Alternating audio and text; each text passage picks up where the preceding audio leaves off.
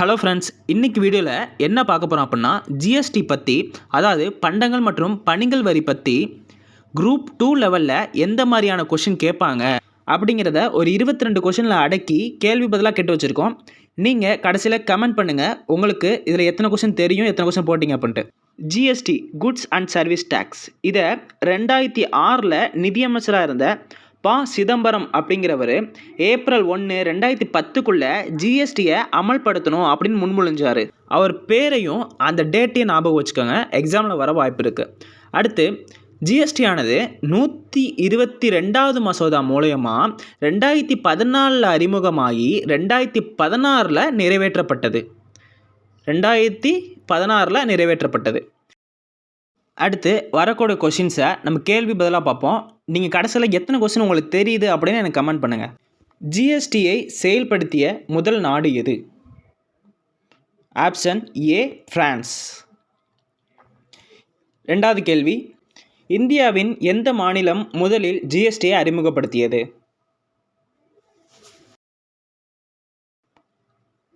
Option B Assam. Assam அப்படிங்கிறது தான் சரியான பதில்.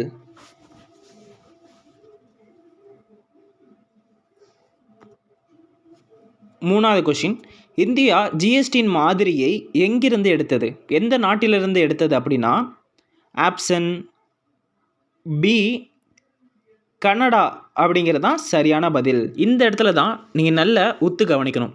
ஜிஎஸ்டியை ஃபஸ்ட்டு செயல்படுத்திய நாடு அப்படின்னா தான் ஃப்ரான்ஸ். ஆனால் இந்தியா ஜிஎஸ்டியோட மாதிரியை கனடா நாட்டில் இருந்து தான் இந்தியா ஜிஎஸ்டி மாதிரியை எடுத்திருக்கு.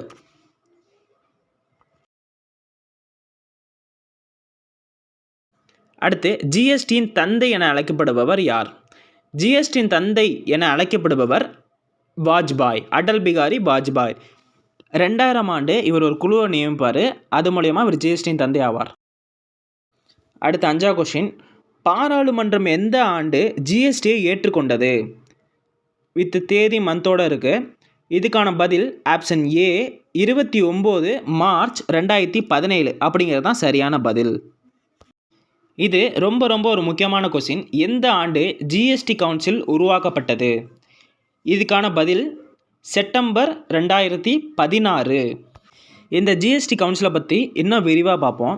இந்த ஜிஎஸ்டி கவுன்சிலை உருவாக்குபவர் அப்படின்னு யாருன்னு பார்த்தீங்கன்னா நம்ம பிரசிடெண்ட், அதாவது குடியரசுத் தலைவர் தான் இந்த ஜிஎஸ்டி கவுன்சிலை உருவாக்குபவர். இப்போது இருக்கிற குடியரசுத் தலைவர் யாருன்ட்டு கமெண்ட் பண்ணுங்கள். இந்த ஜிஎஸ்டி கவுன்சிலோட தலைவர் யார் அப்படின்னு பார்த்தீங்கன்னா நம்ம நிதி அமைச்சர். இப்போது நம்மளோட நிதி அமைச்சர் நிர்மலா சீதாராமன். இந்த ஜிஎஸ்டி கவுன்சிலோட முதல் தலைவர் அருண் ஜெட்லி. இது எக்ஸாமில் கேட்க வாய்ப்பு இருக்குது. உறுப்பினர்களின் எண்ணிக்கை அப்படின்னு பார்த்தோம்னா 33. இந்த 33 பேரில் மத்தியிலிருந்து 2 பேரும், மாநிலத்திலேருந்து 28 பேரும், யூனியன்லேருந்து 3 பேரும், மொத்தம் 33 பேர் செலக்ட் ஆவாங்க. டிஎன்பிசி அதிகமாக கூற்றுகளாக கேட்குறாங்க கேள்வியில். இப்போது ஜிஎஸ்டிலேருந்து கூற்றா என்ன கேட்பாங்க அப்படிங்க என் மைண்டில் என்ன தோணுச்சு அப்படின்னா, இதன் உறுப்பினர்கள் மாநிலத்தின் நிதி அமைச்சராக இருப்பார்கள். கூற்று நம்பர் 1. கூட்டத்தில் 50% பேர் கலந்து கொள்ள வேண்டும். கூற்று நம்பர் 2. முடிவு எடுக்க 75% பேர் வாக்கு செலுத்த வேண்டும். அதாவது 75% பேர் அப்படின்னா 4/3 பங்கு பேர் இதில் வாக்கு செலுத்தணும். பாருங்கள், இதன் உறுப்பினர்கள் மாநிலத்தின் நிதியமைச்சராக இருப்பாங்க. அது இல்லாமல் மத்தியில் இருக்க நிதியமைச்சர், இணையமைச்சரும் இருப்பாங்க. கூட்டத்தில் 50% பேர் கலந்துக்கணும். அதாவது 33ல் பாதி பேர் கலந்துக்கணும். ஜிஎஸ்டி கவுன்சிலில் ஒரு முடிவு எடுக்கணும் அப்படின்னா அதில் 75% பேர் ஒரு முடிவுக்கு ஆதரவாக வாக்கு செலுத்தணும். சரி, அடுத்த கொஸ்டின் போவோம். ஜிஎஸ்டி கவுன்சிலின் மொத்த உறுப்பினர்களின் எண்ணிக்கை என்ன? இப்போ தான் பார்த்தோம். மொத்த உறுப்பினர்களின் எண்ணிக்கை 33. அடுத்து ஜிஎஸ்டியின் குறிக்கோள் என்ன? ஜிஎஸ்டியின் குறிக்கோள் ஒரு நாடு, ஒரு அங்காடி, ஒரு வரி அப்படிங்கிறது தான் சரியான பதில். இந்த கொஸ்டினை பாருங்கள். ஜிஎஸ்டியின் சட்ட மசோதா 122 உங்களுக்கு தெரியும். 115வது சட்ட மசோதா உங்களுக்கு தெரியுமா? 115வது சட்ட மசோதாவே இது அறிமுகப்படுத்திருக்காதுன்னா பிளான் 2011. ஆனால் 15வது மக்களவை கலைக்கப்பட்டதன் விளைவாக இதுவும் காலாவதி ஆக்கப்பட்டது. ஸோ 115 போய் 122 தான் சட்ட மசோதா நிறைவேற்றப்பட்டது. அடுத்த கொஸ்டின் பாருங்கள், இது எக்ஸாமில் கேட்க நிறைய வாய்ப்பு இருக்குது. ஜிஎஸ்டி எத்தனையாவது சட்ட திருத்தம்? 2016 என்ன சட்ட திருத்தம் வந்திருக்கும்? 101. 2016 101வது சட்ட திருத்தம் மூலயமா ஜிஎஸ்டி கொண்டு வரப்பட்டது. அடுத்து 11வது கொஸ்டின், இது ரொம்ப ரொம்ப முக்கியமான கொஸ்டின். ஜிஎஸ்டியின் முதல் குழு யாரின் தலைமையில் அமைந்தது? இதுக்கான சரியான பதில் விஜய் கேல்கர். விஜய் கேல்கர் அப்படிங்கிற குழுவை 2000 ஆண்டு வாஜ்பாய் அமைச்சிருப்பார். இந்த குழு 2004 சில பரிந்துரையை வச்சுருக்கும். இதுதான் ஜிஎஸ்டியின் ஃபஸ்ட்டு குழு. அடுத்து 12வது கொஸ்டின், தமிழ்நாடு எத்தனையாவது மாநிலமாக ஜிஎஸ்டி ஏற்றுக்கொண்டது? இதற்கான சரியான பதில் 28. அடுத்து வரப்போகிறது ஒரு முக்கியமான கொஸ்டின், ஜிஎஸ்டி குறித்த சட்டப்பிரிவுகள் என்ன? ஜிஎஸ்டி குறித்த சட்டப்பிரிவுகள் என்ன கண்டுபிடிச்சிட்டிங்களா? இதுக்கான சரியான பதில் option A 246A, 269A, 279A அப்படிங்கிறது தான் சரியான பதில். அடுத்து ஜிஎஸ்டி குறித்த எந்த சட்டப்பிரிவு நீக்கப்பட்டது?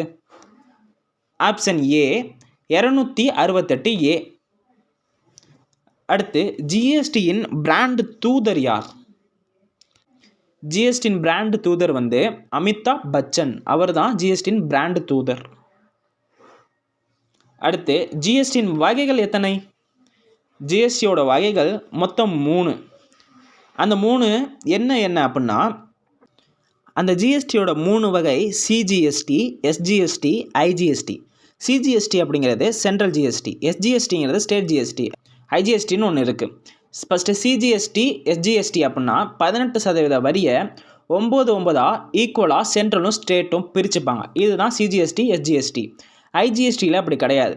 ஐஜிஎஸ்டி அப்படிங்கிறது ஒரு மாநிலத்தில் உற்பத்தி செய்கிற பொருள் இன்னொரு மாநிலத்துக்கு ஏற்றுமதி செய்கிறதோ இறக்குமதி செய்கிறதோ ஆகும். இது ஒரு மாநிலத்துக்கும் இன்னொரு மாநிலத்துக்கும் உள்ள தொடர்பு, அதாவது ஸ்டேட் டு ஸ்டேட்டுக்குள்ள தொடர்புனால இந்த வரியை வசூலிக்கிறது யார் அப்படின்னு பார்த்தீங்கன்னா சென்ட்ரல் கவர்மெண்ட். சென்ட்ரல் கவர்மெண்ட் தான் இந்த வரியை வசூலித்து 2 பேருக்கும் சமமாக பிரித்து கொடுக்குறாங்க. இதுதான் ஐஜிஎஸ்டி. ஐஜிஎஸ்டி அப்படின்னா இன்டகிரேட்டட், ஞாபகம் வச்சுக்கோங்க. அடுத்து ஜிஎஸ்டியோட வரி அடுக்குகள் மொத்தம் 5 இருக்குது. அதில் 0% ஒன்று இருக்குது. அந்த 0% எதுக்கு அப்படின்னா பால், முட்டை, உணவுப் பொருட்கள், உப்பு, இந்த பொருட்களுக்கெல்லாம் 0% தான் வரி ஜிஎஸ்டியில். அடுத்து 5% எதுக்குலாம் போடுறாங்க அப்படின்னா மருந்து பொருட்கள், காலனி, காஃபி, இந்த மாதிரியான பொருட்களுக்கெல்லாம் 5% போடுறாங்க. அடுத்து 12% வரி எதுக்கு போடுறாங்கன்னா ஹோம் அப்ளையன்சஸ், அதுக்காக போடுறாங்க 12% வரியை. அடுத்து 18% வரி எதுக்கு போடுறாங்க அப்படின்னா நம்ம பயன்படுத்துகிற ஹேர் ஆயில், டூத் பேஸ்ட்டு, இதுக்கெலாம் 18%. அடுத்து 28% ஏசி, ஃப்ரிட்ஜு, நகைகள், இதுக்கெலாம் 28%. இந்த ஜிஎஸ்டியில் வராதவை அப்படி என்னென்னலாம் இருக்குது? இது எக்ஸாமில் கேட்க வாய்ப்பு நிறையவே இருக்குது. ஃபஸ்ட்டு பெட்ரோலு, ஆல்கஹாலு, மின்சாரம், இயற்கை எரிவாயு, இதெல்லாம் ஜிஎஸ்டியில் வராது. அடுத்து 17வது கொஸ்டின், உலகெங்கும் அதிக ஜிஎஸ்டி கொண்ட நாடு எது? உங்களுக்கே நல்லா தெரியும், அது நம்ம இந்தியா தான். ஜிஎஸ்டி நடைமுறைக்கு வந்த நாள் என்ன? ஜிஎஸ்டி நடைமுறைக்கு வந்த நாள் 1 ஜூலை 2017.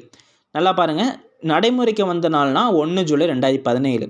பாராளுமன்றம் ஏற்றுக்கொள்ளப்பட்டது அப்படின்னா 29 மார்ச் 2017. இதில் குழம்பிக்காதீங்க.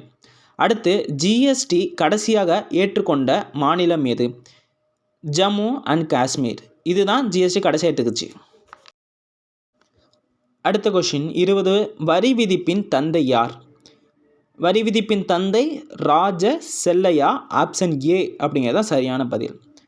அடுத்து ஜிஎஸ்டி 21வது கொஷின், ஜிஎஸ்டி ஒரு மறைமுக வரி.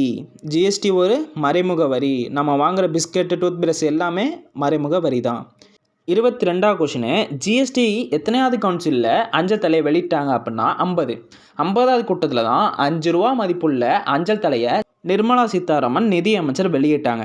இந்த மாதிரி அடுத்து உங்களுக்கு என்ன வீடியோ வேணும் அப்படின்ட்டு எனக்கு கமெண்ட் பண்ணுங்கள். மறக்காமல் சப்ஸ்கிரைப் பண்ணிடுங்க, லைக் பண்ணிடுங்க. மிக்க நன்றி.